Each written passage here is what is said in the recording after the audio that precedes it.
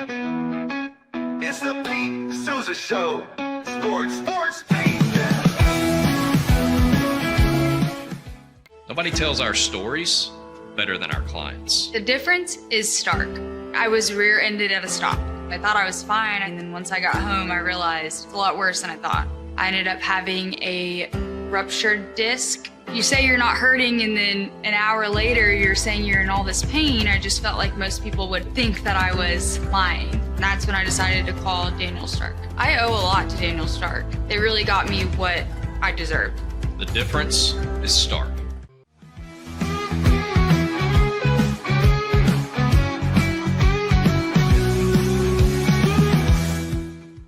We definitely love our relationship and love Extraco. It's been an amazing experience. They made the PPP process easier. They were reaching out to me saying, what can I do to help you? That made a huge difference because my stress level, when we shut down, to afterwards was night and day. Our experience with Extraco has been phenomenal since the very beginning, so we love Extraco.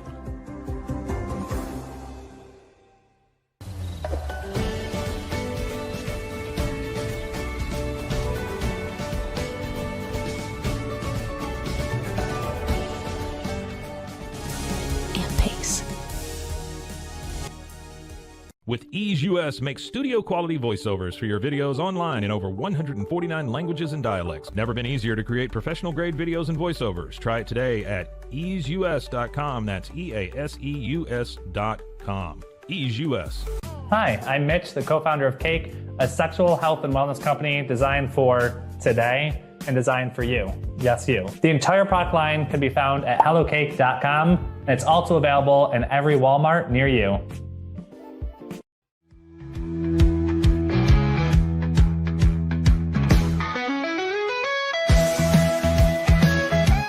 Send money abroad in just a few steps with Remitly. Sign up with your email, enter an amount, choose how your loved ones receive the money, enter your recipient's information, select a payment method, hit send, and relax. Download the Remitly app today.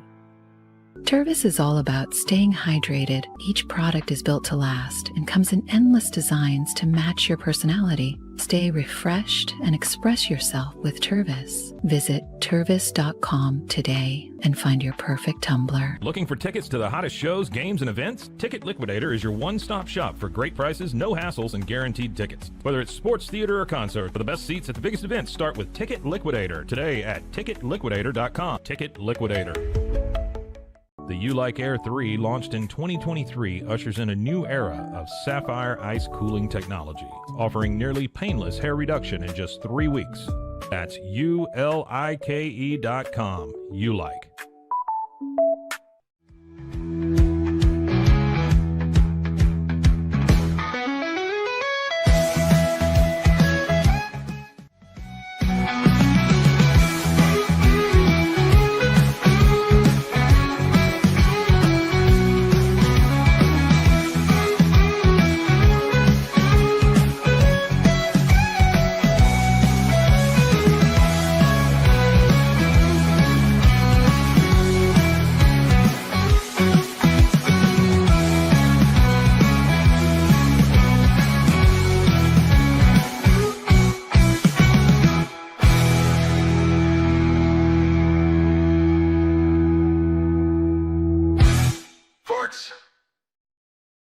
It is the Pete Sousa Show. We're back, baby. We are back. The Pete Sousa Show. We're running right now from Flower Mound, Texas, in Boston, Massachusetts. That is a new nerve center for our show. Cam Stewart is back there on the wheels of steel. We told you it was a dark day. I guess it was 2 Mondays ago. Scotty is still in the family, still in the mix. But he for circumstances beyond our control, certainly mine. He's taking a break from producing our show. You can still catch him on Please Bear With Me. Again, pour out some liquor. Scotty's my main man, like a little brother to me. But Cam Stewart is also family. And like when you go home for Christmas break or Thanksgiving, you can't control who's going to be there from your family because they're your family. And Cam, show yourself real quick. Just say hello. Hello, Cam. Pete. Hello. Hey! So Cameron is going to be riding shotgun with us for the foreseeable future, for as long as we can keep him. You know, in another big sports city, you know, a hub, you would say, that's Boston. Nice.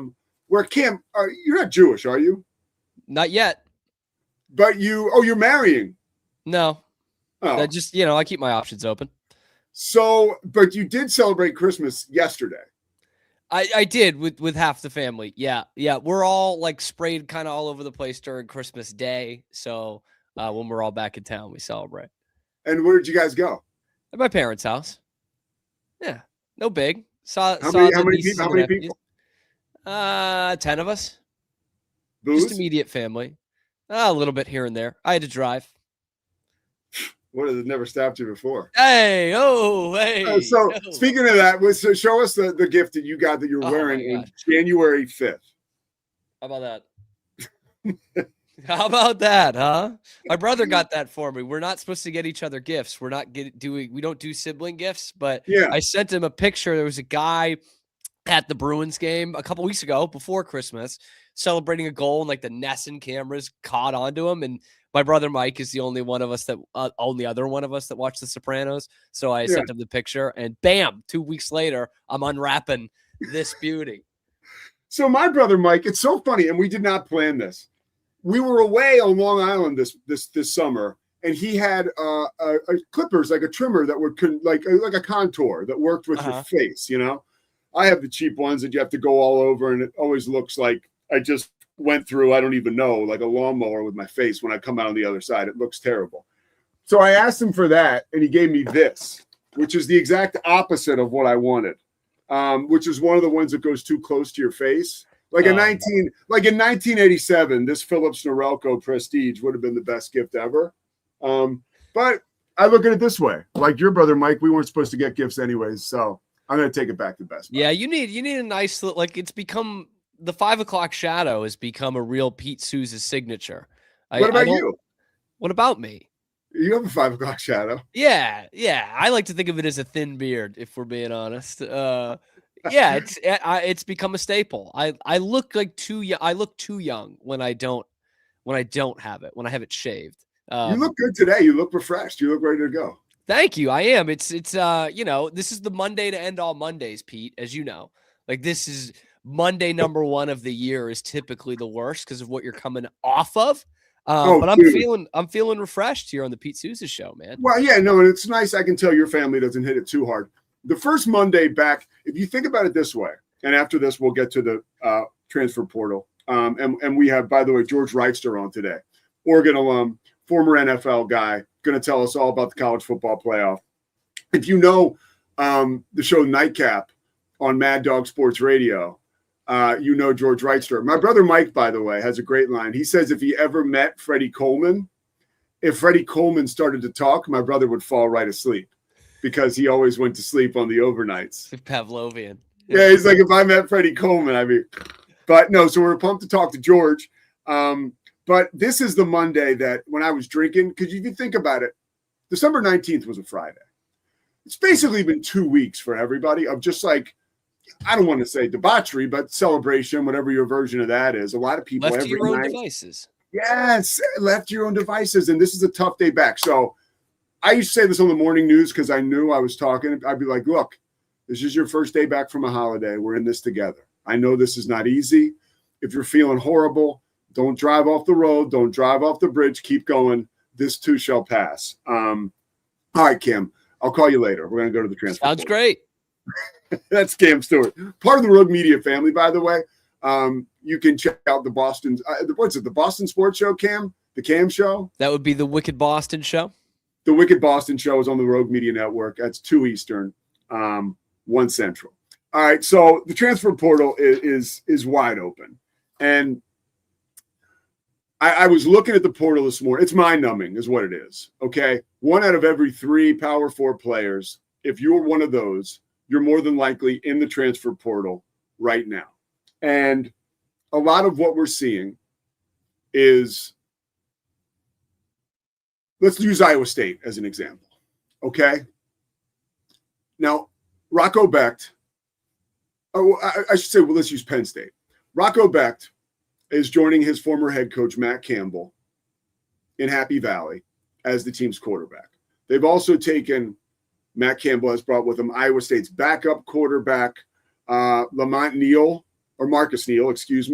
one of the great safeties in college football, is going to Penn State with Matt Campbell. And what we're seeing is like Ames Northeast now, right? And we're seeing this in a lot of different places. Drew Mestemaker, right? Joining his head coach, Collins, at Oklahoma State. Now, the Josh Hoover transferring out of Indiana or out of TCU to Indiana, a whole new environment. But what you would think as like a bulletproof environment, right? There's comfort there.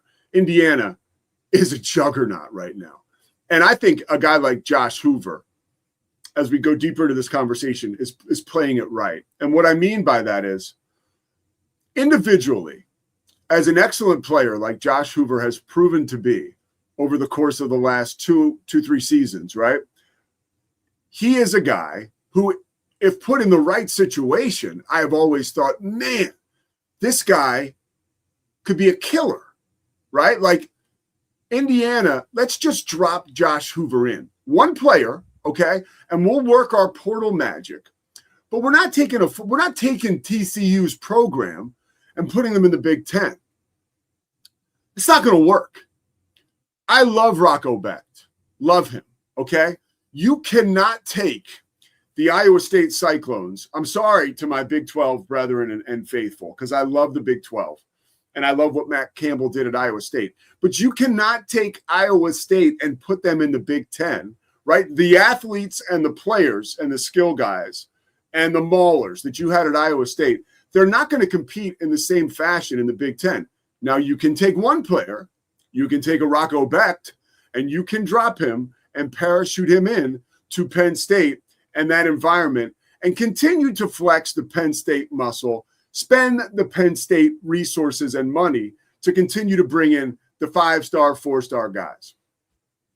Same thing with Brendan Sorsby, right? Like, odds are he's going to Texas Tech. I see that it's official. I see it's not official. You understand that Brendan Sorsby going to Texas Tech, right? That is a clear need. And we're going to talk to Mr. Wester about this, or Mr. Wrighster, excuse me, about this. The need at quarterback for Texas Tech, because Oregon, George Wrighster's team just beat the brakes off of Texas Tech in that game. So look at what I'm saying is the movement of a football program to another football program is not going to work. I do not believe that is going to work. Okay. I do believe that the movement of a player to a major college football program will work. Look at the 4 quarterbacks right now that are playing in the college football playoff. In the Final Four, Dante Moore, Trinidad Chambliss. You have, what's-his-face, Carson Beck. What's-his-face? The guy's playing his ass off. I apologize for the what's-his-face. Carson Beck. And you have, who am I leaving out there? I have Miami. I have Oregon, Dante Moore. Cam, help me out. Who am I forgetting here? The Heisman Trophy winner. Oh, yeah, Mendoza. So, sorry. So, there you go. So, those guys all came from programs and were like dropped in. All transfers, by the way. All of them. Dante Moore, you could say he started at Oregon, UCLA, then back to Oregon. Still counts as a transfer. All those guys are transfers, but they're not like program transfers. Signetti, you could say, took a lot of guys from JMU with him, but he also hit the portal like crazy. So I think we're in this is a learning curve with this transfer portal, and it is bananas right now. But I don't know. Like, I'm very interested to see, right? Drew Mestemaker, and I'm still, allow me to be kind of a dick right now. Okay, a 0-star dude who goes to North Texas. His coach clearly got the most out of him. Okay, I'm talking about Eric Collins. Not Eric Collins. What's the coach in North Texas? His name that went to Oklahoma State? Eric Morris. Eric Morris. Thank you, Cam. I'm having my Chris Russo moments here. Eric Morris, right?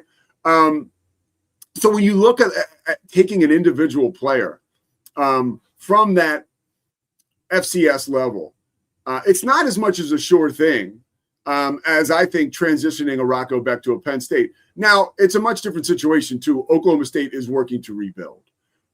Fair enough. But there's going to be a fallout from all of this movement. Everything right now feels like a sure thing because, look, this is fun now. Like when you're building even the Baylor situation, right? The darkest hour right, at the end of November when Linda Livingstone, the president of the school, announces, hey, we're going to retain Dave Aranda. It's like, oh, my God. You know, people are jumping off the Twin Bridges in downtown Waco. Well, I got news for you, right? Like the page has turned and there's already like excitement around what this guy might do. Now, is it like as much excitement if they had hired a brand new head coach with a new athletic director? No, but there's optimism. The offseason leaves a lot of room for hope and optimism. And I think a lot of that is fool's gold. And I think the transfer portal, we're making so much out of these moves, which why wouldn't we? You know, why wouldn't we? It reminds me a lot of the NBA offseason. And that's what we're going, and that brings me to my final point, which is a concern of mine about college football, but not really, because college football is always king. But we're getting to that point where the offseason is almost just as important as the season itself and the playoffs and the championship, which is a weird place to be. All of the, the coaching stuff that started in the middle of the year and, kicked up once again with some of the changes all the way down to the Michigan situation, right? I mean, which, by the way, nobody got a better deal than Michigan did. That is the most fortuitous bounce of the ball you will ever get. And I talked about it a few weeks ago, how Utah looked so silly for pushing Kyle Whittingham out of there. But overall, you look at the offseason of college in college football, and I think it's like, I just think it's fool's gold. And I think there's a lot of excitement and sizzle about offseason moves that are going to fall flat. Ultimately, there's going to be surprises, right? Like there's very few surefire things in college football. Nobody had Fernando Mendoza winning the Heisman Trophy. I hate to say bingo card in their crystal ball, right? Nobody had that. Bingo card's the worst, isn't it? I didn't have that on my bingo card. Stick your bingo card where the sun doesn't shine, pal.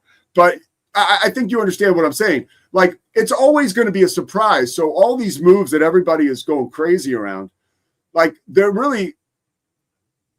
don't deserve the hype and excitement. And I worry a little bit about a guy like Matt Campbell getting over his skis, taking a bunch of guys at Iowa State who won 5-6 games, maybe 7, and turned down a bowl because of the head coaching change. Now he's going to bring them to Penn State and compete in the Big Ten, where I still believe, although we're seeing in college football now, really cool to see Miami back in the mix. So cool to see Ole Miss there, right? It is really interesting to see Indiana being a part of this.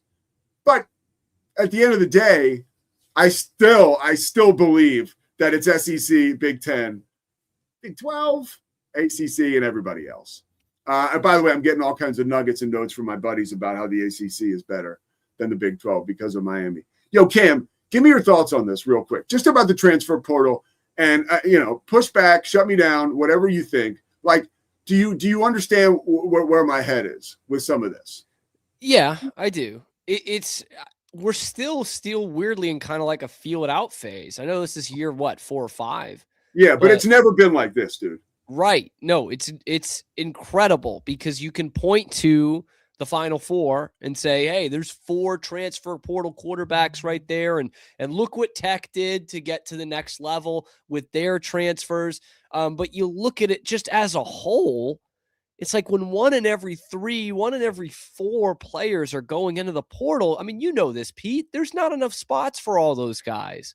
There's not enough homes for all those guys. Even with all the scholarships you have, with the big money that's going towards the top end of the roster, there's not enough spots for all these guys. And this is just something that the market will correct itself. Yeah. Like it's just the grass is really, truly not always greener on the other side.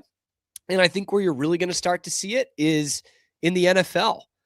You know, if you know, this was seen as not a great quarterback draft class, Fernando Mendoza will be at the top. You know, Dante Moore will be near the top. Carson Beck's now going to be near the top again after the way he's been playing. Truly. Who's that?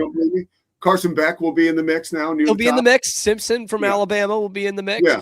And so you'll wonder, like, do these guys get enough development when they're in the portal every other year? I think you're going to start to see it in basketball too. You know, are they getting the right development if they're not playing in the same system for more than one season or playing with the same coach for more than one season? You know, it's we basically wrote off Ryan Tannehill's NFL career because he had 5 OCs in the first 5 years of his career. Well, now that's what's happening with some of these quarterbacks as they enter the league, you know? And that's what's bringing back guys like Philip Rivers because nobody can play the position, which is pretty scary. But let's get a quick hit from the guy, Visser. This is going to drive him crazy, but you do host Locked On Baylor, a Locked On property, which we're not affiliated with. So, but and I will talk about Locked On a lot with Cam because no free rides are around here. The great Gene Simmons said once he had finished up an interview on the Howard Stern show, and they were like, "Hey, can you say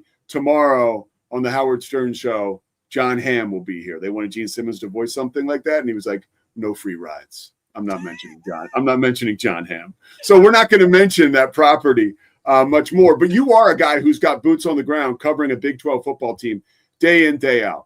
Where is your head with Baylor and their transfer situation and where they're headed? Like the DJ Lagway smoke was fun, but clearly that ship seems to have sailed. You correct me if I'm right or wrong, but where is Baylor at today? As far as just give me the mindset into a fan and somebody who is following the team. Is there optimism or is there darkness? Well, there's a lot of darkness. There's a lot of darkness, Pete. But that's typical of your life. So. Well, yeah, for sure. I mean, that's what happens when I'm taking the temperature here. The ship has, I don't know if it's sailed on Lagway, but I don't know if Baylor can afford a ticket to get on. So that's probably the issue. You know, that's a kid who's transfer portal, 5-star guy. You know, that's $1 million paycheck, right? Yeah. But anyway, just in terms of looking at the rest of it, Baylor had plenty of problems going into the portal opening in terms of replacements needed for position groups. And it's only gotten worse since the portal's opened. You know, that Bryson Washington goes in the portal yesterday. That's Baylor's best returning player gone, just like that. Like, and their best defender, Keaton Thomas, is gone too. Gone. Yep. And so all of a sudden you go from needing to fix both lines and get some more receivers and get in a new starting quarterback, which is already a lot, Pete. Yeah. Then you've got to replace your linebacker room, your mic guy with the headset and his helmet. You've got to get a new running back one. Like and it's not just Baylor, obviously, but so many of these schools that are not at the highest echelon of the highest echelon conferences are having to deal with this, where they have an idea going into December what they're needing to look for in the portal, and the only ideas that are right are the ones that say we need to replace everybody. Because by the time the portal opens, you gotta replace everybody. You got to get a whole new team in there. And I don't know. It'll definitely test how much continuity is valued in college football, I guess. But yeah, for Baylor, it's darkness, Pete. That does not look like a good roster next year. And look, portal just opened. Yeah. Right. So a lot of people freaking out about who's leaving. They could add some guys. But they got the big guy, like the Robert Gallery wannabe, right? Like the 6'8", right tackle. I had a UAB game this year.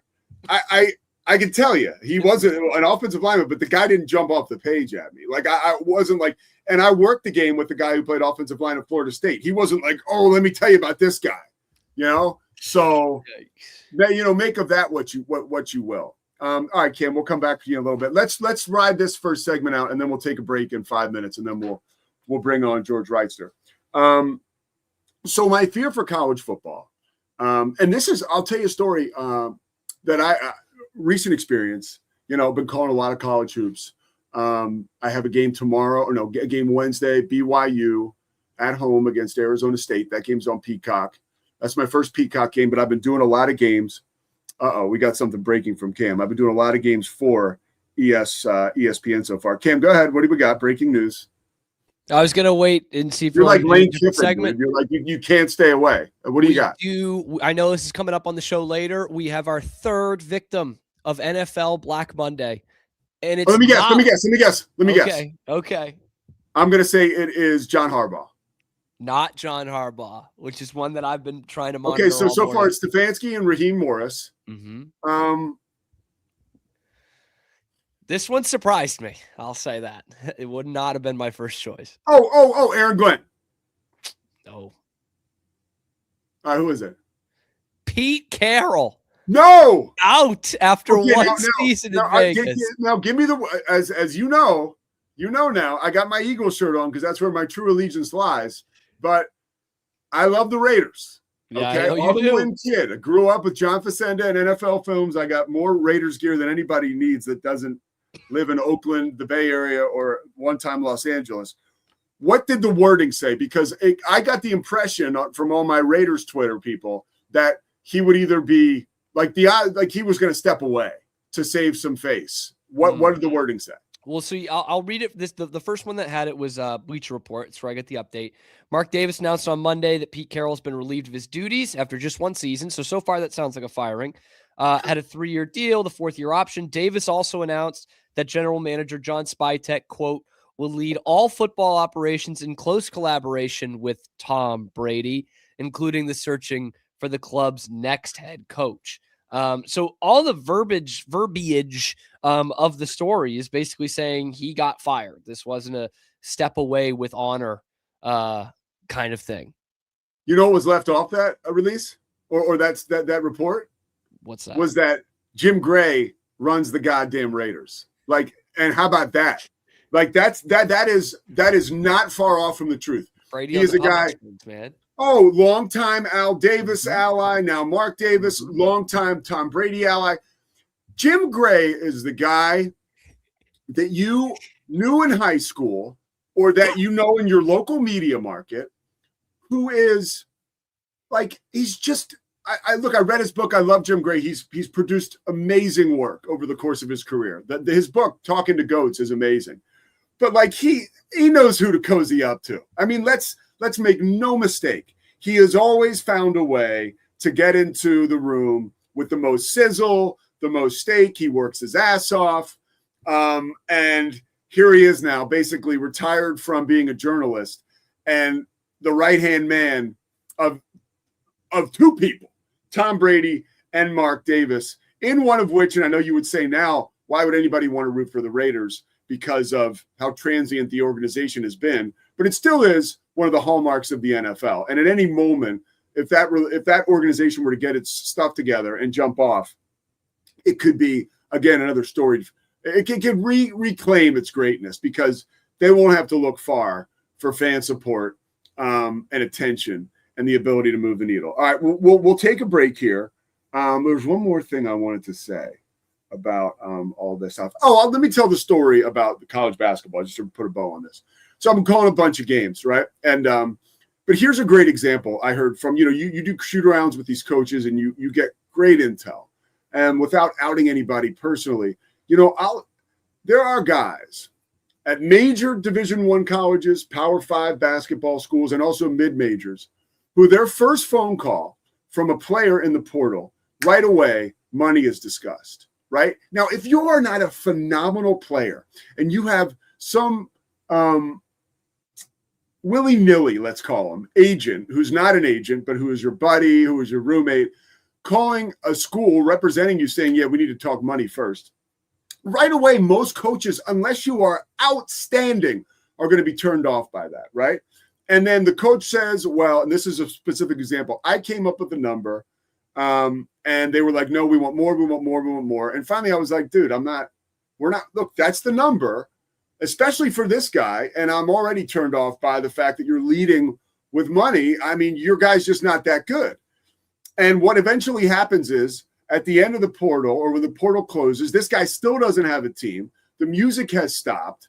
He's standing. And now you have one college basketball coach who he knows calling another college basketball coach saying, hey, do me a solid. I need to get John Smith on a roster before the season starts. And can you kick him some cash? So here's a guy who was close to making $500,000, who is now going to school somewhere making $75K, thinking about the next time the portal opens, how can I do this the right way? That's going on everywhere. Think about that.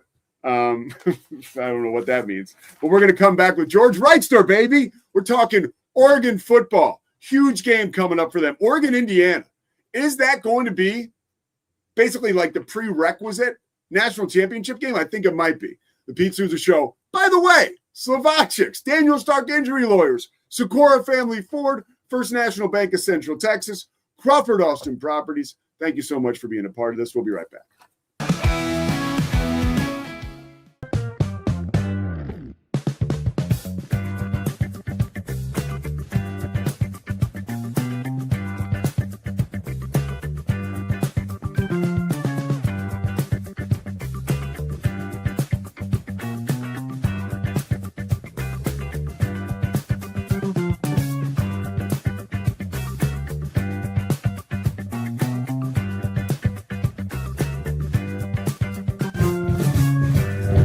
Bubble allows you to make it real and for it to actually work. So I feel like Bubble does bridges that gap and being able to give people the opportunity to make their ideas come to life really quickly too. I love that I can sit down and build something the way that I think it should be built and have the control over it. Bubble turns ideas into fully scalable apps. Try Bubble today.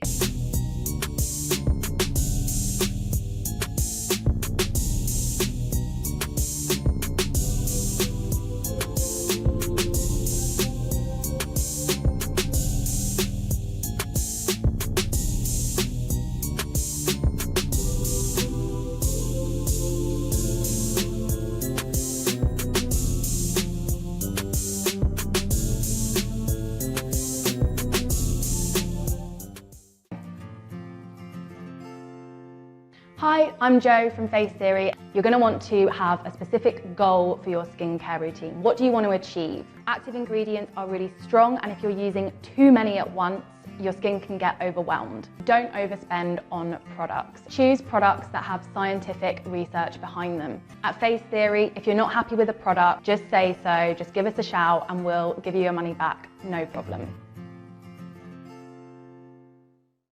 I know you're gonna love this Kodak Dot Plus printer. You guys just connect it to your smartphone and then you're gonna use the Kodak Photo Print app. It's going to print you a 4x6 photo. I am just in awe. I love how these turned out. Also, the printer comes with a free cartridge of 10 photo sheets. I can assure you, you are going to love this printer as much as my family has. You guys have to check it out for yourself. Streamline event and appointment booking with Amelia's sleek, modern, and fully customizable booking forms. Tailor the colors, fonts, and design to match your brand and seamlessly integrate with your WordPress website. Whether it's for events or appointments, Amelia makes booking simple, stylish, and perfectly aligned with your business. Enhance your booking experience today at WPAmelia.com. That's WPAMELIA.com. Amelia. When you learn a language with Babbel, you start a journey that takes you further and further. Anytime and anywhere you wish. It's easy and fun. Broadens your horizons and keeps your brain fit. A journey into new thoughts, new cultures, new adventures. So what are you waiting for? Start your journey with Babbel now. Go to babbel.com or download the app. BadCreditLoans.com is a pioneering service provider that has carved a reputation in the financial industry for its dedication to helping individuals with bad credit secure loans. By making timely repayments, borrowers can gradually repair their credit history, thereby increasing their chances of securing better loan terms in the future. BadCreditLoans.com serves as a beacon of hope for those with bad credit. Simple, fast, and reliable loan application process. And its commitment to responsible borrowing makes it a trusted partner in the journey towards financial stability.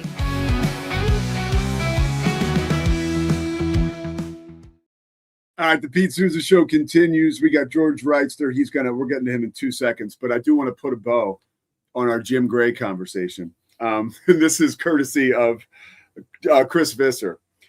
Jim Gray once stole a Leslie Visser interview with Paul McCartney prior to the Super Bowl, arranged by who else? Chris Visser. When he threw a fit at CBS, he insisted that he had to do the interview. So basically, Chris set up an interview with Hall of Fame broadcaster Leslie Visser, probably on the Mount Rushmore of sports media. But Gray, Scratchy as they call him, had to muscle his way in and get the interview, which you got to love that, right? That kind of sticks to the theme, and I did not know that story. But thanks to Chris for sharing that with us. All right, let's get to George Wrighster. Here he is right now. I've known him for a very long time and following him forever. George, man, what's happening? Thanks so much for coming on today. Man, thank you so much, man. I appreciate you having me. George, it's funny. I used to work, been in sports for a long time, but I did the morning news in Central Texas. So a lot of times I was driving to work, listening to the nightcap, baby, with my man. Yeah, you did a hell of a job. Yeah, I loved doing that. It was so much fun doing the nightcap. But all good things come to an end, and it was time for somebody else to take that seat and that opportunity, and me to move to different things. How did you manage the like the hours? Like, no, I don't care where you are. That had to be tough. I know you're West Coast. Yeah, it was tough. So we were, it's funny, if you were driving to work, a lot of it that you were probably hearing was on replay at the time, because so the show was 7 to 10 p.m. Pacific, so 10 to 1 Eastern. So yeah, so you were probably listening to some of the replay hours, because they would replay my show like over and over again until the morning show came on. But it became, that's part of the reason why it was time to go, was because it had become burdensome on my family, because 7 to 10 every single day. So like the kids, because I have older and younger kids, they get, after school, they either have practice or I have to take them to practice. And then somebody else has to pick them up, wife or, family has to pick them up. I don't get a chance to have dinner with them. And then after the show, I would come in like, "Hey kids, what's up?" They're like, "Dad, we're going to bed, man." and I thought about it. I was like, okay, I only have so much time with these tiny humans that, yes, money is important. Yes, career goals are important. But at the point in time where I'm not getting a chance to see them at all and have any imprint on them outside of, providing, it just wasn't a solution that I was comfortable with. Yeah, no, I totally understand. It's funny. The more and more we do this stuff, it's like you experience a little bit of success, and then sometimes you get put in positions that it's like, man, the scheduling can just be nuts sometimes, and you end up making sacrifices. Now, one sacrifice, and you can do it on a temporary basis. Yeah. But long term, it was going on 4 years, and I was like, this is not it. It was easier for you to make the sacrifice. I don't want to say easier, but it was probably more just in your DNA to make the sacrifice to do what it took to be an elite football player. And you played football at Oregon. And I want to kind of lean into some of your Duck DNA here about how you're feeling right now going into this game against Indiana. The way I look at this really is these are the two best teams in the college football playoff that are getting set to square off right now. You feel the same way?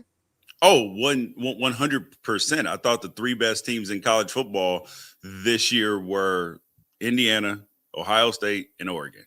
And because the Big Ten has kind of taken a stranglehold on that. But it also goes to show that winning a national championship now is harder than it's ever been. Like, it's never been harder, because you used to, have to just play your regular season, go to a bowl game, and then somebody would vote you champion. And then it became a 2-team playoff. So you only had to win one game. 4-team playoff. You had to win 2 games. Now you either got to win 3 or 4 games. So it's not just about how good your team is. It's about how well you can be playing at the point in time that, when the tournament starts. And then also you have big barriers like the buys. I've been saying this since last year, and people were like, oh, George, you're just making excuses for Oregon. They got beat up by Ohio State. It's like, yeah, they also had 26 days off where Ohio State had played a game, gotten warmed up against Tennessee, and then comes to the Rose Bowl. Yes, that all 4 teams last year started slowly. Arizona State, Boise State, Oregon, and Georgia. And then Georgia, for the second year in a row, loses with a bye to a team that they beat in the regular season. All right, there's something to that. Yeah, take me as a player into that, because I want to follow up on the rest or the rust, really, that comes with those buys. What is the most difficult part about being a player in that situation? Take us inside the mind of a guy who's in the trenches competing. Well, okay. So if you have a very good coach, right? Assuming you have a very good coach, because your team is in the college football playoff, they know how to prepare your team, how to get them ready, and all those things. So, and I know for sure last year, Dan Lanning and Kirby Smart as well, because he runs a very physical program too. Oregon, during that 26 days off, they were going live. They were having content. Like, it was a physical, like, there was no lack of physicality in practice. It's just you can't replicate the intensity and the sense of urgency that you need to have that a game provides. That's why in the beginning of the college football season, you see teams. I mean, look at the Ohio State-Texas game, 14-7, and it was ugly offense on both sides. And at the end of the season, neither one of those teams looked exactly like they did in the beginning of the season, because you have to rev up and figure out and grow throughout the year. Yeah, when you look at Oregon now, they're lathered up, man. I mean, it's like they got to knock the kinks out against JMU. They looked amazing. I'm in Big 12 country. I've covered Texas Tech all season long. Yeah, there was some rust, but they also got their asses kicked. I was pretty surprised. I mean, that was one of those games where Texas Tech just got beat up. I don't know if it was about, the time off. I think the quarterback position, I didn't understand there was going to be that much of a weakness there for Texas Tech. What did you see out of Oregon in that victory? So I did my preview, which I have the Indiana-Oregon preview coming out today on the channel on YouTube on Unafraid Show. But during the preview of the Texas Tech-Oregon game, I said that this was going to be a double-digit win for Oregon, multiple scores. And people in the comments, oh, you're crazy, this and this. But there was no disrespect to Texas Tech, because their defense was absolutely awesome all year, which is exactly why Oregon only put up 23 points on them, adding a late touchdown, because part of it was because of miscues, but part of it, those are forced errors. When David Bailey and Hunter in the middle are causing havoc, now snaps get bad, you speed everybody up.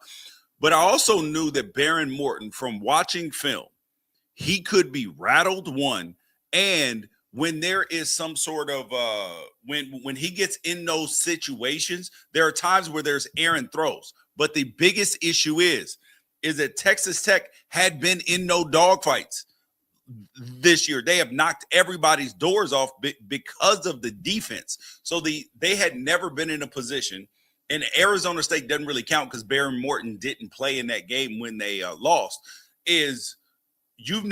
Oregon has had to win in a close game on the road at Penn State, a monsoon in Iowa and against Wisconsin. They've blown people out. They've had to come back. They've won in every single way possible. And Texas Tech just didn't have that depth of experience, and they're new on the block. This is a team that if you were Oregon, you can't lose this football game, because Oregon has been in line for a national championship for a long time, and you cannot let Texas Tech jump the line just because they got some Cody Campbell money.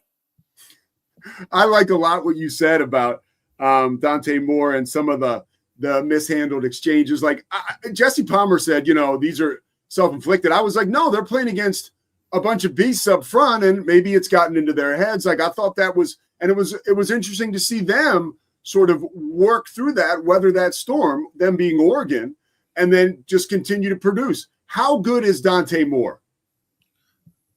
Dante Moore, the best way to explain this is that he's like a baby deer, right? He's like a doe. He's at the beginning of the season, he was getting his legs a little bit wobbly still, but now you see him maturing, you see him ready, and I actually don't believe that he should go in the NFL draft. Not because he's not immensely talented or not because he won't be the number one pick. People look at that as a thing. They're like, oh, he's going to be a top 5 pick. You got to go to the NFL. No, you don't. Because the goal in the NFL is to have a successful career and to have a long career. And his skill set is not like the Anthony Richardson where like it's, hey, man, you better jump on this now because next year your stock could fall through the floor because he was so inexperienced. Dante Moore's skill set is going to translate. Next year, he'll probably be the first pick or the second pick, depending on if Arch Manning can find a way to play better. But this is a dude who I looked in his eyes because I've known him for a long time. In the beginning, like I saw him at UCLA, saw him at Oregon, and I was at the Indiana game. I didn't like the look in his eyes at the end of that game. Throughout the whole game, yes. But he needed to mature and grow. And now in that Texas Tech game and then in the other games, he started getting that confidence in himself, the belief. And now I believe that confidence is unshakable. But I do believe with only about 20 starts under his belt that coming back next year is actually optimal for him getting to an NFL second contract, which is the goal. So it's either you can go to the league now and get $40 million guaranteed and maybe not get to a second contract, or you can go back to school, get paid, $5, $6, $7 million, and then get the $42 million next year, and then be in line for a $300 million payday as opposed to just one payday. The George Wrighster Show. You can catch the preview, the Unafraid Show, hosted by George Wrighster. He's with us right now. I don't want to take away all the preview, but when you dug into this game and you really looked at it, X's and O's wise, and then identity wise, knowing the guys on Oregon's roster like you do, what did you see that jumped out at you right away when you said, ooh, this is an advantage for either Oregon or Indiana? Okay, so the thing that people have compared Indiana's defense and Texas Tech's defense. They are not the same. Texas Tech's defense has better players. It does. Like, it has more top line NFL talent with Bailey, Hunter, Rodriguez, and like those guys in the front seven are better than Indiana's guys. However, the thing that and Texas Tech is able to beat you just with their athletes rushing on the edge, and they cause havoc. What Indiana has to do is they're going to simulate pressure. They're going to pretend like they're blitzing from one side, blitz from the other, pretend like they're blitzing. Everybody drops out. They beat you with confusion and with just being disciplined. So when you watch the tape from the first Oregon-Indiana game, Indiana confused the Oregon offensive line. They confused Dante Moore. And it wasn't like this was a physical beating. This was just you had Dante Moore standing back there. There are people open. He's just looking in the wrong direction. and that is the thing, is that Will Stein, Dante Moore, Dan Lanning, they have to figure out Indiana's tendencies and figure out where to go, because if you look the wrong way with Indiana, by the time you come back to the right way, you either have pressure on you or you're going to have a situation where the guy that was open is no longer open. And they rarely miss tackles. They are physical. So that's what this game is going to come down to. It is going to come down to Oregon diagnosing what Indiana does on defense, and then on the defensive side, Indiana, honestly, is one of the most simple offenses in the entire country. Simple. They take the low grass. Anything that you give them, they have an answer for. So, like, if you press your corners up and have safeties over the top, then they're going to switch it into a run play and then try to run it against you. if you have anybody off, they are going to take a little short pass to them, RPO short pass, and pick up 4 or 5 yards, 7 yards if you miss a tackle. And now all of a sudden you're in you're in 2nd and 6, 2nd and 5, 2nd and 3. And it is easy to play offense when you are continuously in front of the chains. How are they so good at that, George? Like that adjustment, taking what people give you, because, it seems like, easier said than done. It definitely is. And part of it is that quarterbacks, offensive coordinators, they get antsy. They're sitting there like, oh man, yeah, I know 5 yards, 6 yards. I know we're getting first downs. I need a big play. I need a big play. And that's why good defenses are built upon making you inch down the field, because eventually you'll get a holding call. You'll get a false start, illegal procedure, drop ball, something. And now you got just a problem on your hands, because if Indiana gets in long, they cannot be in 3rd and long situations on a continual basis, because their right tackle is a problem and their right guard is a problem. Their left tackle, that kid's phenomenal. But the right guard and right tackle are fish. They are bait.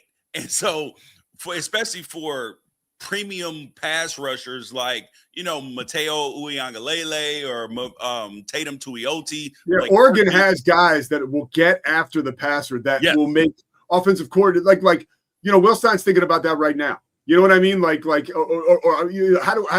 I'm sorry, Indiana's offensive coordinator. How do I stop those guys? Yeah. So that's a great point you make.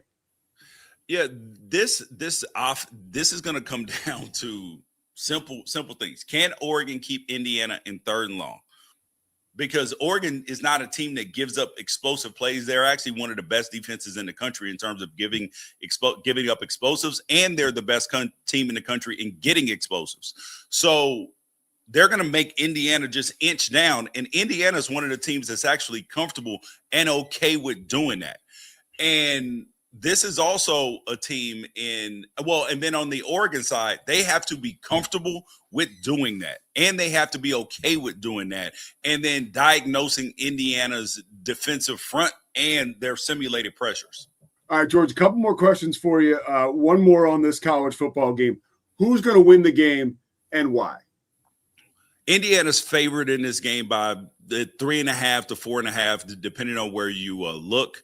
I believe that Dan Lanning and Will Stein and Tosh Lupoy as the coordinators, that they will find a way to diagnose this Indiana simulated pressure, and that this is going to be a case of the Jimmies and the Joes actually end up winning the football game. Oregon has better players, like when you look at their roster, which team has more NFL players? It is by far Oregon. So, and Dan Lanning after the first game said that their plan was bad. So anytime that their plan has been bad, they have corrected said plan. And it is very difficult to beat teams twice. I am going to take the Oregon Ducks by 2 scores. But a slim 2 scores. Like we're talking 9 or 10. And make sure if you're watching this now, watch the Unafraid Show to get the deep dive in this. So as an Oregon guy, what would that mean for you, an alum, a guy who played football there for a program that has been knocking and now banging on the goddamn door forever? What kind of release or joy does that bring for you? To beat Indiana? Nothing at all. It does nothing, because you still got to go win one more football game. We win that football game. That's a whole different story. That's a whole different story. All bets are off. I am getting on the internet and acting a plumb fool. Because I know why they put an O on the side of the helmet. It's because of 0 national championships. All of that, I'm telling everybody, STFU. Leave me alone. Go mind your own business. Go talk to somebody else. Go play in the street. Don't come over here talking to us right now. And then if Dante Moore comes back too, you have a chance for a back-to-backer. Man, they better not let us. They better not let that happen, because I am going to act a plumb donkey. And then also, If you're Oregon, this is the same thing like Texas Tech. Ain't no jumping the line, Indiana. Ain't no jumping the line. That's what I was thinking too. Yes, this is a 2-year. Okay, yes, that's nice. That's cute. You got to stand in line. This line is long. There's a reason why there hasn't been a first-time national championship winner in decades. It is who's the best team in the NFL? Oh my God! Which one of my kids do I love more? That's what it's like asking. I mean, this is one of those playoff situations where the Broncos look very good, but they're kind of a young team with a young quarterback. But second-year quarterbacks win sometimes, like Patrick Mahomes. You have the Seahawks with Sam Darnold. Will Sam Darnold blow up again in the playoffs like he did last year and turn back into a pumpkin? Or is the regular season Sam Darnold the last 2 years the guy that we trust? I see the Rams. I was at the Rams game yesterday. Great. They look pretty good, even against the Cardinals. But they're not completely healthy. Devontae Adams is not back. Terrence Ferguson is out, even though the rest of the tight ends play really well. But it's their defense at times that's been a problem, and their special teams. And the Eagles' offense has looked putrid. The 49ers, they have done it. Drake May over with the Patriots. I look at everybody right now, and the team that I feel like is playing the best right now are the Patriots and the 49ers. Cam, you want to say anything right now? We got a guy in Boston. Let's Cam, you want to say anything? I think it was perfectly said. No notes on my end. George, take it away. Hey, and the crazy part is that some kind of way this version of the Patriots is much more likable than the last version of the Patriots. Like, there's nothing to hate about Drake May. At least at this point in time, they've apparently stopped all the cheating. They've stopped deflating footballs, taping people's practices, and doing all sorts of other nefarious things. So they're much less hateable right now. Last question for you: who is a coach? It's Black Monday. You hate to see people lose their jobs, but who is a coach right now that's on the hot seat that we could hear later on in the day, for instance, is like a John Harbaugh that could lose their job, who you believe deserves a second chance? The Harbaugh was just a for instance, but maybe it's Aaron Glenn. Who do you think didn't get the proper opportunity this year? I would say the guy who got fired already, that was Raheem Morris. Dude, you get fired. So last year, they don't add a weapon in the draft. They give you Michael Penix, who I think is going to be a fabulous player. Kirk Cousins is fine, so you're playing him because he had to be your starter, and then the bottom falls out, like his shoulder. His Achilles wasn't healthy, and then his shoulder fell apart. So then you put in Penix, and then your season is just a mess because you've changed quarterbacks and all of that stuff, and you're dealing with a rookie, and Pitts just decided to play good football this season, and then this year. You come in, Michael Penix is there. You're not playing great, but you're okay. But he's only in his, really his first year starting. And then he gets hurt out for the year. You go back to Kirk Cousins. It takes a minute to adjust to things. You win your last 4 games, and then you fire the guy? What are we doing here, Arthur Blank? There you go. Well said. George Wrighster, the Unafraid Show. Get the Indiana-Oregon preview there. George, man, I've been a longtime fan, and, man, you brought it today. Thank you so much for taking the time. Appreciate it, man. Thanks for having me. You got it. George Wrighster, baby. There he goes. Oregon alum, former NFLer. I told you guys, I love the guy and listening to him on the nightcap. That was on Mad Dog Sports Radio on Sirius. But now you can catch him on the Unafraid Show. Make sure you watch that show, like and subscribe it, and you'll get a great preview for that Oregon-Indiana game. We're going to step aside. We're presented by Savachik's Comeback. Quick segment and wrap it up because Cam's got to get on to the Boston Sports Hub or the Cam Show or, I love Kirk Menahan, message boards, whatever he does, Boston-centric, right? The Pete Sousa Show, by the way, hell of a get. Chris Fisser, once again. Now all we got to do is get Paul McCartney. I mean, come on. And if Jim Gray shows up, we'll give him a little Philly elbow. You know what I'm saying? The Pete Sousa Show is presented by Slovakics.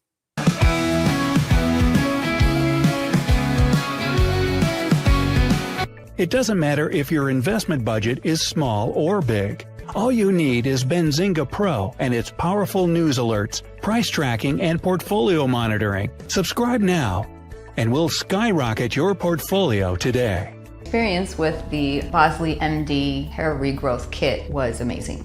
It was easy to use. It let me take off my hat. I could go in public and have my picture taken and feel normal again. BosleyMD.com. Join us at golfpartnerusa.com and discover why we're the trusted choice for golf lovers worldwide. That's GOLFPARTNERUSA.com. Golf Partner. Experience the future of secure private cloud storage with Internix. Protect your files with end-to-end encryption, ensuring your data stays private and accessible only to you. That's INTERNXT.com today. Apollo Neuro is a new kind of wearable that helps your body recover from stress, that helps you calm down and feel better. You sleep better, and you can get back to being yourself. Learn more at apolloneuro.com. Protect your online privacy with NordVPN. Browse securely, access content from anywhere, and keep your data safe with military-grade encryption. NordVPN.com. That's NORDVPN.com. Our patented handles were launched in 2018. We continue to push the boundaries of strength training. Join us in making your training more natural and effective. Visit Engels90.com to learn more and revolutionize your workout. Dive into adventure with Scuba.com, your ultimate destination for top-tier scuba and snorkeling gear. Whether you're a beginner or a pro, trust Scuba.com for the best in diving equipment and expert guidance. Explore now at Scuba.com. That's SCUBA.com. Scuba.com. At Fullwell, we bring together the expertise of registered dietitians, MDs, and OBGYNs to give you the best fertility support. Fullwell, your trusted partner on your fertility journey. Visit us at FullwellFertility.com. Experience the perfect blend of exquisite craftsmanship and life-changing technology with Gevi. Every product is built with precision, featuring specialized parts that ensure durability, efficiency, and safety. Upgrade your everyday with Gevi. Visit us at GEVI.com to discover more. It's the Pete Sousa Show. With San, owning iconic furniture no longer requires paying a premium. With over 15,000 satisfied customers worldwide, we've proven that high-quality furniture doesn't have to come with a high price tag.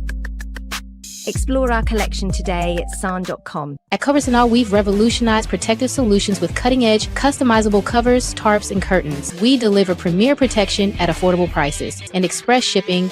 Visit coversandall.com today for the perfect fit, guaranteed to last.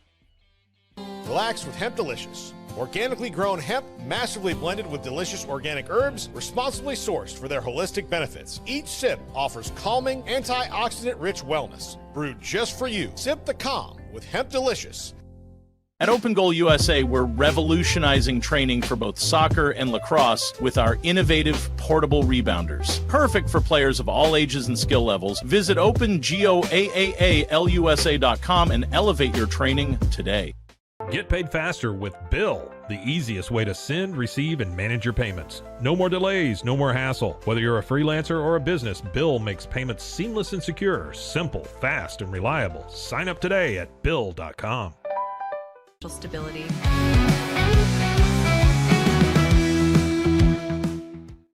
It is the Pete Sousa Show. We're back. Hey, Cam, put up that Big 12 graphic, the Big 12 reaction. We're presented by Slovakics.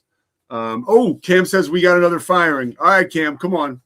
Let's go, Adam Schefter. We do. It is breaking live on the Pete Sousa Show. Jonathan Gannon of the Arizona Cardinals. The Cardinals?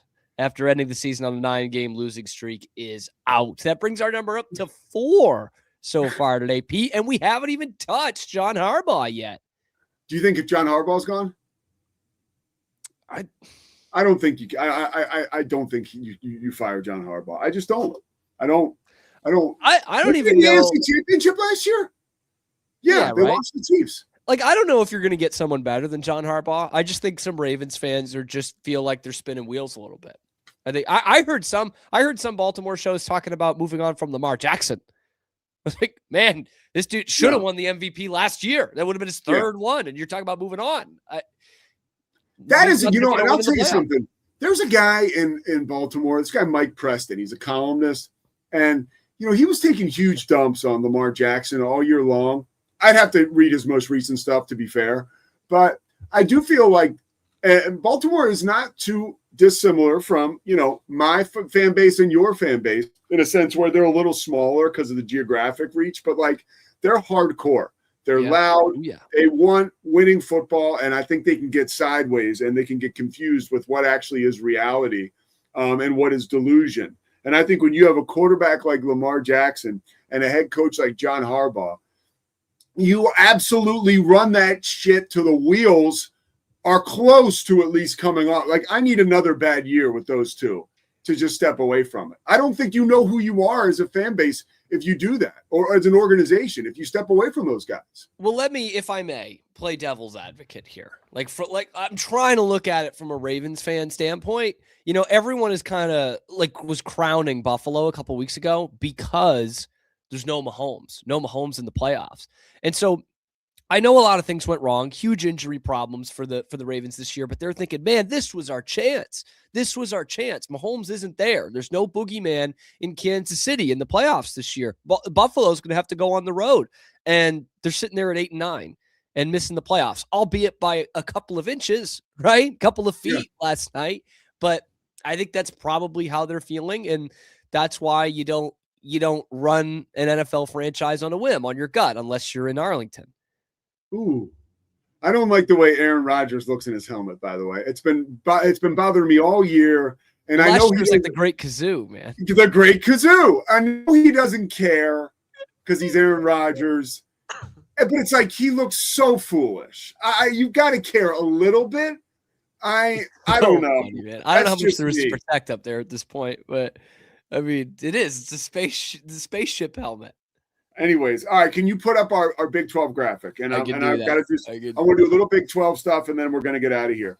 And I'm going to appeal to our following out in Provo because one, I had a game yesterday. Obviously, I am the host of Inside the 12 with the great King McClure. You can watch every Wednesday in your Big 12 markets, wherever you are, over the air. Check your local affiliates, as they say. Also True TV and also the Big 12's YouTube page. But one big thing that I'm excited about, obviously, it's a huge thing, is my game tomorrow night is BYU and Arizona State on Peacock, or Wednesday night. So I watched all of BYU's game, again, following them all year long, but I watched all of their game against Kansas State. A couple things jumped out. First thing, first true road game, okay? They took a couple big-time haymakers from the crowd at Bramlage. Some you could say, and again, we just talked to George Wrighster about this as it related to Dante Moore and Oregon. Maybe they called them self-inflicted wounds against that Texas Tech defensive front, right?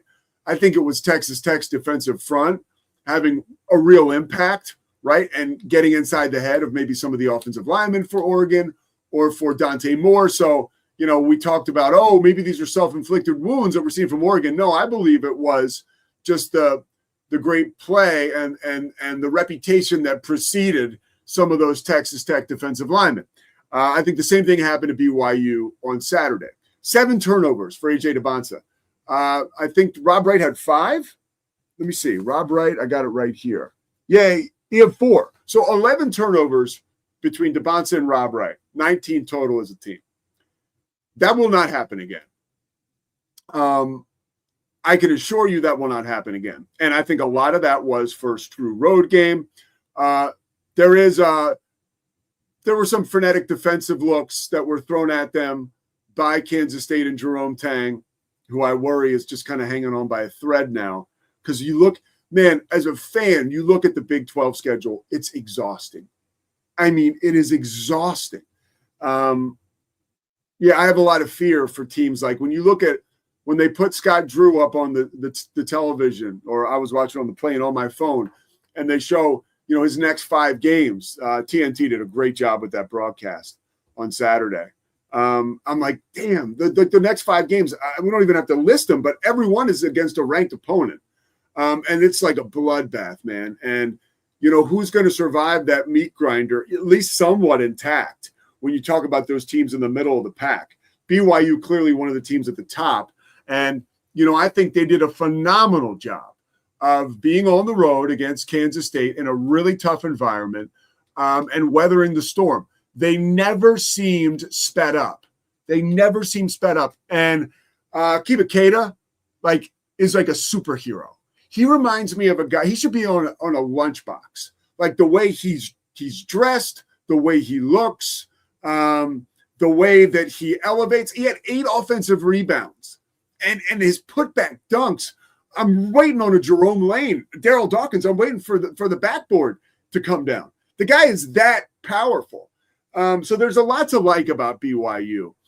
Rob Wright, I know, and our friends in Central Texas, myself, you're always like, man, right? Yeah, Cam's got the thumbs down off camera. Like, it sucks. What Rob did, whatever. It's not even, who cares? He's a young guy. He got a better deal. It's, Baylor can act holier than thou, and I love him, but they just signed a guy who's 21 years old, who was drafted 31st in the NBA. Like, everybody's doing what they can do. It's not exactly like Baylor is over there. I don't know. Scott Drew's no church mouse is all I'm saying. So, and I love, by the way, Baylor fan, I haven't said this yet, but I've said it to a couple people just in conversations. I worked with Chris Spatola yesterday. Spatola, by the way, making his TNT debut on Wednesday night doing a Big East game. Everybody's everywhere now, by the way. But I was telling Spatola, we were talking about the James Najee thing and the fact that Baylor signed James Najee. And Spatola, by the way, is the guy. He knows everybody.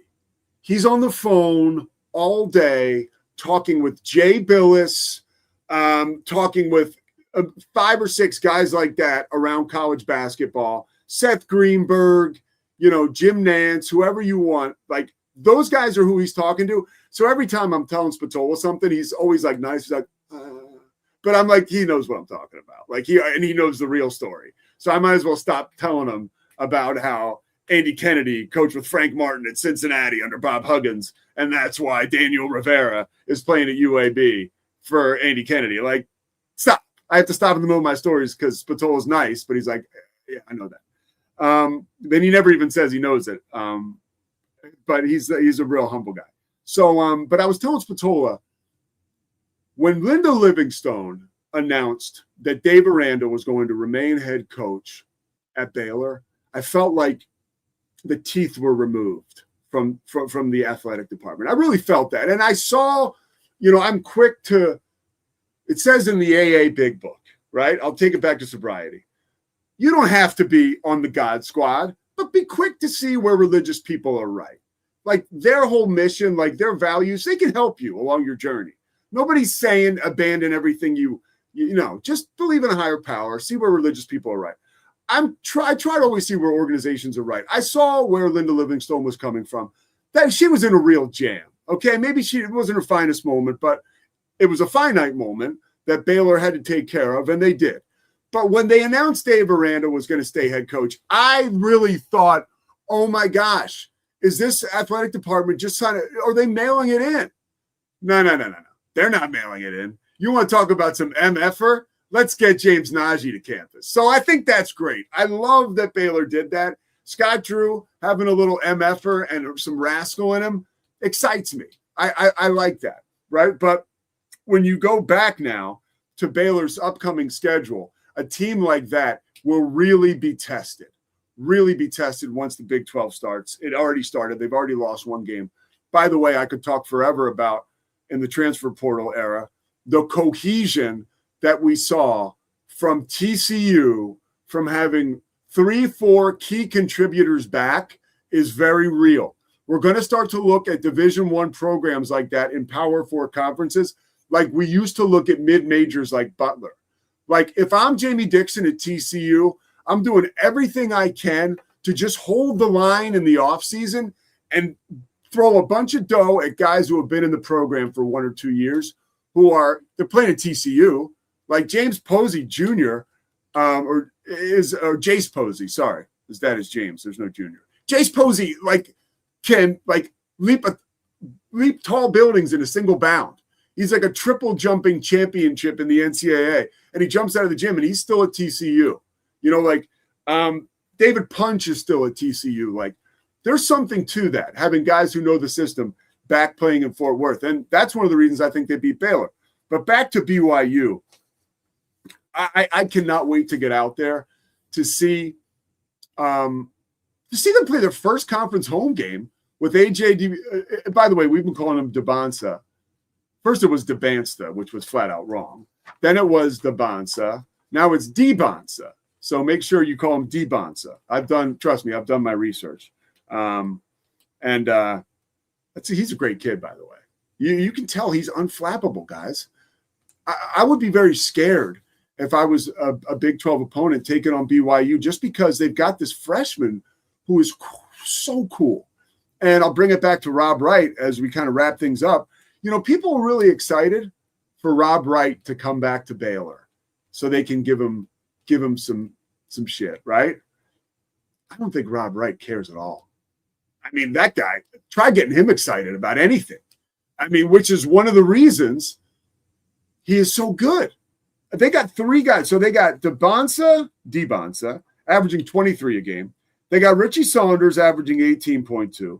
Rob Wright averages 16.3 points a game. Okay? And they distribute the basketball. Rob Wright is averaging 5.5 assists. DeBonsa, 3.8 assists. Now he's going to have to cut back on the turnovers. I did appreciate, by the way, I love Greg Wrubell, BYU's play-by-play guy. And I try to, when I'm getting ready for these games, the best source of information you can get as a play-by-play guy, I mean, aside from going to the shoot-arounds, talking to the coaches, talking to the players, and watching the games themselves, you can glean so much from, the broadcasters who cover the team every day. And Greg Wrubell is that guy. And, boy, they are ready for nothing short of a championship. Listening to Greg call the game, I listened to him a little bit on Sirius Radio on the BYU call. Boy, he was frustrated with the turnovers, and, he was frustrated with – and this says a lot about perspective. He felt like BYU had to work so hard for every basket that they were getting, right? Then I get on the plane and I put on John Sadak and Jim Spanarkel. CBS game, by the way. The Big 12's everywhere, okay? It's the best conference in college basketball. The Big 12 is everywhere. And Jim Spanarkel and John Sadak, they were – I mean, you had to hose them off with how much they loved BYU. They just loved it. So it's funny, Greg Wrubell knows how good that team can be. And, I'm gonna side with Greg Wrubell every time. They need to clean up the turnovers and get a little bit smoother on offense. But at the end of the day, the overall synopsis of that BYU effort on Saturday was everybody's got a plan until they get hit in the mouth. Come to find, BYU's been hit in the mouth a couple times this year. Look at the Clemson game, how they climbed all the way back into that one and won it, right? On a buzzer beater by Robert Wright III, who I want to refer to as Rob Wright. And I'm going to have to talk to my man Tyson out there in Provo, sports information guru, because I want to just call him Rob Wright. And with Robert Wright III, we get it. He's Rob Wright. And honestly, being a guy from Philly, Rob played in the Philadelphia Catholic League with me, and I've talked to Rob before. I'm going to ask him. I'm going to walk up to him and shoot around and say, can I call you Rob Wright? And I could get in trouble for that, but I want to call him Rob Wright, so I'm doing everything I can in my power. And BYU folks, please comment on this if you have an opinion either way on what you would like me to call him. But I'm so pumped to get out to Provo. They're taking on Arizona State, by the way. Arizona State dropped a tough one to start their conference schedule against Colorado. I was lucky enough, a little shine on the American, to call a double overtime thriller yesterday where UAB showed so much grit. We were on ESPN2. They showed so much grit in coming all the way back to beat a great USF team. And as I can tell, you may not be interested in this. I can tell you it was an amazing game. The American Conference. You want to talk about some of those, below Power 5 conferences? Dude, they play some awesome basketball. So, keep an eye out for the Old American Conference. Cam, you got anything as we wrap it? Oh, Cam, I got a special nugget for you. Come on, I want to see your face for this. So I have in my hand, now I remember this so well, okay? The day was January 4th, 2000. And everything changed for the New England Patriots. Now, it was another Black Monday, but it was quite the chaotic day. Let me just read a brief synopsis of it, okay? I was trying to see if I had a napkin near me. This kid knows this stuff, dude. Bill Belichick resigned as head coach of the New York Jets on January 4th, 2000, just a day after taking the job, famously writing his resignation on a napkin. Then you want to know what it said? Yeah, it was I will not be coach of NYJ. Close. Yeah, it just says I resign as HC of NYJ. I mean, who didn't see this Jordan Hudson thing? So the writing was on the wall, dude. This guy he's an absolute nut. So, and the Bill Parcells role in that whole thing, like, and the story, I think I read it in a Parcells book, but like the breakdown of that 48 hours was just crazy. Like, they're at the facility together. And like Belichick is basically avoiding Parcells at this point, like trying to kind of like, Parcells, or I think Belichick's walking on the treadmill in the facility and Parcells walks in and they have some kind of tense exchange. And then, a little bit later, but let me give a little more context. Belichick held one of the most awkward press conferences of all time. And New England, then they fired Pete Carroll. Amazing. Look at this. All 25 years later. Yeah. Hey, tip of the cap to Pete Carroll. I mean, you want to talk about a Darwinist, right? Holy mackerel. And a guy that's a proven winner. So Pete Carroll was fired. Despite the contract disputes, Belichick was eventually traded, giving the Jets a first-round pick. And the bizarre sequence led to Belichick coaching the Patriots, starting that dynasty. I mean, how about that, dude? I mean, that was basically the cornerstone to your entire childhood and the reason that you're somewhat positive and optimistic. Without that, I don't know where you'd be. But mostly insufferable is where that comes from. Yes. That's, I mean, I tell you, man, it changed everything. The Patriots growing up at the time that I did with that team has molded me in a lot of ways, good and bad, but a lot of different ways. How bad? Because you cheat like George Wrighster. Well, Thank you for standing down there. Look, I'm going to give George the benefit of the doubt. He's a West Coast guy. He doesn't know what happens to footballs when it gets cold. I get it. All right. Actually, Jacksonville can get pretty cold, as evidenced by that Patriots Super Bowl that they won. Against the Eagles. In bad, yeah. Thank you, Pete.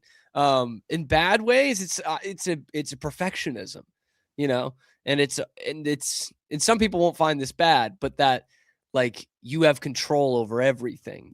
This didn't happen because you didn't work hard enough or you didn't pay attention to this detail or this detail. In fact, it was happening before our show today, Pete. I was getting you stressed out because I was so stressed out about the little things I wasn't doing right. That's Belichick in me. Right. I like that. Okay, we'll keep that going. All right. Belichick in me, although I am too old for him. No, you're not. All right. Do your job, Yeah, Cam. Do your job and get us off the air when I call for it in about 30 seconds. As I wrap this. Hey, great job. Honestly, Cam, don't come back on because I don't want it to be corny, but amazing start. Amazing job today. Thank you so much. Chris Visser, amazing job with George Wrighster.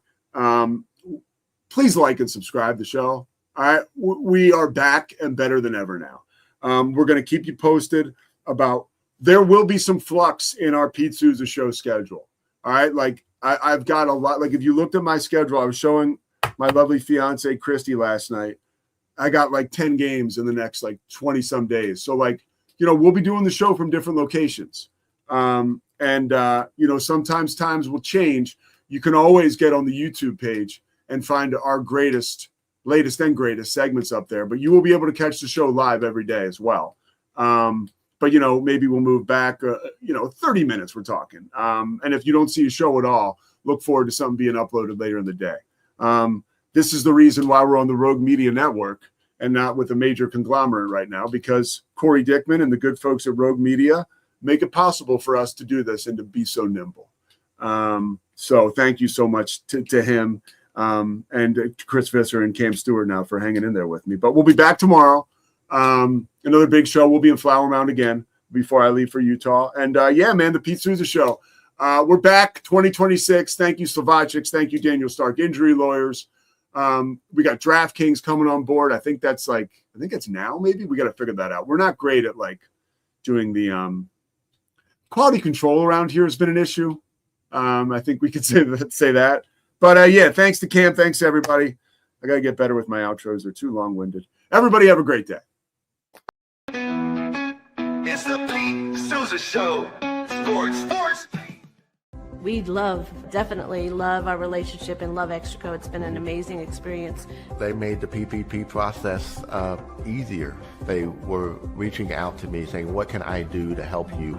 That made a huge difference because my stress level, when we shut down, to afterwards was night and day. Our experience with Extraco has been phenomenal since the very beginning, so we love Extraco. Show. Sports. Nobody tells our stories better than our clients. The difference is stark. I was rear-ended at 70 miles an hour. I was injured, had a concussion. The insurance company, they delayed. They were playing games from the initial conversation. They weren't going to help me. The biggest thing I learned through this is that you can't go through this alone. I called Daniel Stark. They were going to help me and everything was going to be all right. Daniel Stark got me 10 times the insurance company offered. The difference is stark. Show. Sports. Our professionals are not only experts in managing urgent concerns, but also in providing top-notch preventative health care. We're proud to connect pet owners to a vast network of licensed veterinary professionals, ready to address any immediate concerns. Book your first appointment today. Nalgene Outdoor has been your trusted companion, fueling adventures and helping protect the planet. We're committed to reducing waste, improving access to clean water, and providing simple, safe, and sustainable products for you and your family. NALGENE.com.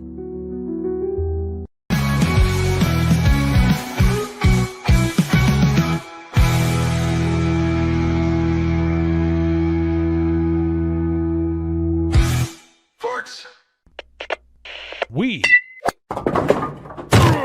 are Rogue Media Sports.